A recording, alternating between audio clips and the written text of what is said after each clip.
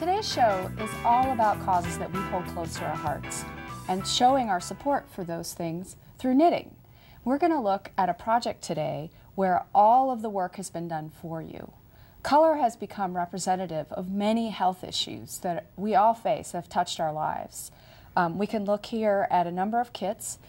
Part of the proceeds here go towards the charity. So we have an orange colorway here for leukemia. There's a teal colorway for ovarian cancer and heart disease in red, which has affected probably all of us, as well as breast cancer. And this colorway and scarf project we're going to look today, and Uni's going to show us how it's done. Hey Liz. The project itself is a really simple, dynamic kind of use of this kind of yarn pooling together. So what you end up with is this really beautiful, very, very quick to knit scarf. It takes literally an afternoon to finish this scarf off because it's knitted with 5 strands of yarn all held together. And it really shows off each individual fiber. It really shows off each individual yarn, and it's just really great to wear. Lovely, and they really hold forth those textures. And you know, you can feel good about making and wearing it. So I'm just going to give you a quick, I'm going to show you the whole scarf from start to finish. Yay, almost. Okay. So the first thing that you're going to want to do is cut your fringe. And here we're working with the breast cancer kit, so all the yarns are different shades of pink, obviously like the breast cancer ribbons. And just a quick tip whenever you're working with a whole lot of yarns all at once, whenever you're holding together multiple strands. That was my next question. This looks like a disaster waiting to happen. Well, you know, there are a couple different ways that you can do it. You know, if all your yarns are center pull balls, meaning that the strand of yarn comes out of the center, typically you can just, you know, your yarn won't move around while you're pulling yarn out of the ball. But some of these yarns are wound as center pull balls. Some of them are wound as, you know, where the yarn is just coming off the outside. And that can, you know, when the yarn is coming off the outside, they'll roll all over the place. They'll get tangled. It'll be crazy. Exactly. Yeah. So one thing that you can do is just to place all of your yarns into a bowl together. And they may still tangle if you do this, but they will at least be all contained. They won't be rolling all over the house. They'll stay in one place. They won't pick up dust bunnies. Exactly. Well, and another way that you could do it is put each yarn into its own individual bowl. You know, and so then they'll be able to just roll around within their little bowl without tangling up with anything else.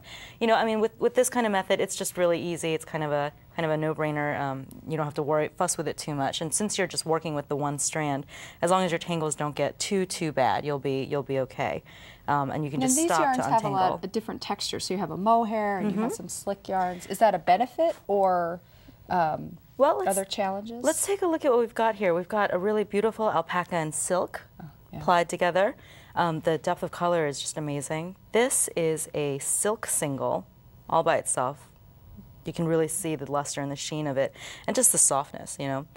And we've got just a variety of other things here. You know, we've got a mohair and a silk with a nice halo to it. We've got some blends, you know. So what happens here is that the yarns really sort of play off of each other's strengths. You know, the raw silk single, or excuse me, just the silk single may be soft and beautiful, but it's not very durable, of course, you know, so carrying along a really strong cotton blend along with it So there's a real benefit to having multiple yarns together. Absolutely. Maybe yarns you could use as a single. Absolutely. Well, you know, and I mean, all of these yarns you could use on their own, of course, but... So what do you have with these cut strands over here? Well, the first thing that we're going to do is this scarf has a just really easy to attach fringe, and we're going to cut the fringe first. And the reason for that, just cut all the pieces for the fringe first at once.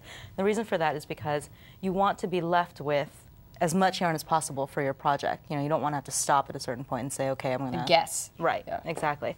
So I've already measured off some pieces of fringe here. So I'm just going to measure my new pieces against it. And you don't have to be too terribly exact at this stage because you'll go back later after you've attached the fringe and trim it. And how many pieces do I need?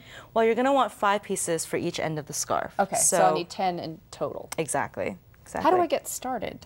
Well, now all you need to do is just cast on, and then you're going to take all 5 of your yarns and hold them together. And this is where it starts to get a little bit tricky. Pull out, just make sure that you've got enough yarn to work with. And you know, it's going to be just like casting on, you know, with a single strand of yarn. Just that's how you need to think about it. You need to think about it as casting on with a single strand of yarn with many plies that you don't want to split apart. You know, just the same way that you would be careful not to not to split a single strand of yarn. Just be careful not to do that here. So I'm just going to do a traditional longtail cast on, and I'm using needles that are a little bit smaller than what the pattern recommends, but we should still get a nice effect. And I am using a circular, although this is a knit piece that's knit flat. You can do either. Okay. So I'm just going to make a longtail cast on, grab my piece of yarn there, under, over, under.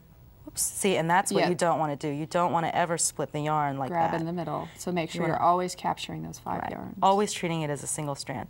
And your movements may be a little bit more exaggerated, just because you want to be careful about that. And we're going to cast on 9 stitches. So we've got 5 here, 6, 7, 8, 9. So it's a little hard to believe that this tiny little width here is going to become a nice scarf. Is that the lace? The yarn overs give it a lot more width. And actually, in order to take a full advantage of the lateral spread of the scarf, you can use a really stretchy cast on, like the knitted cast on or something like that, to really get the maximum width out of it. So I'm just going to show you the lace pattern, which is unbelievably easy. It's the same on every single row. So the scarf is fully reversible, of course. You're always just going to knit 1 stitch, make a yarn over by just putting the yarn over the needle, and then knit 2 together. And you want to be really, really careful when you knit 2 together to really get every strand of those 2 stitches together. So that is the key to this scarf, is to just make sure you're carrying all of those yarns along as you go. And you can even just... So we're working the pattern again this time. See it one more time. Sure. So the pattern repeat is just 2 stitches long. It's a yarn over, put all strands of yarn over the needle, and then insert your right needle as if to knit. This is 2 separate stitches here. Yep. Put your needle into all of those loops all at the same time and pull your yarn through. Yarn over, knit 2 together. Oh, I can do that. And it's going to be exactly the same on every single row. And you can see just how airy and open that fabric is. So this is a fabulous way to get knitting for a cause. It really is. Excellent. Thank you so much for showing us how it's done. And up next we have Halcyon Blake, who's going to show us another charity knitting project. We'll be right back. Knitting Daily. Make time for yarn every day. Visit our website for free access to all the patterns, project ideas, tips, and techniques from this season of Knitting Daily.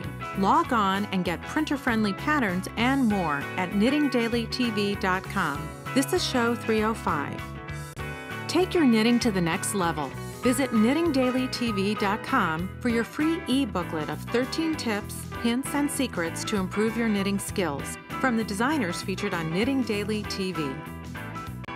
Knitting Daily has been sponsored in part by Interweave magazines and books, inspiring, encouraging, and supporting creative self-expression through art and craft media. Interweavestore.com. Taki Stacy Charles. Feel the desire, knit your passion. TakiStacyCharles.com. TNNA, the National Needle Arts Association, the organization for independent needle arts retailers. TNNA.org.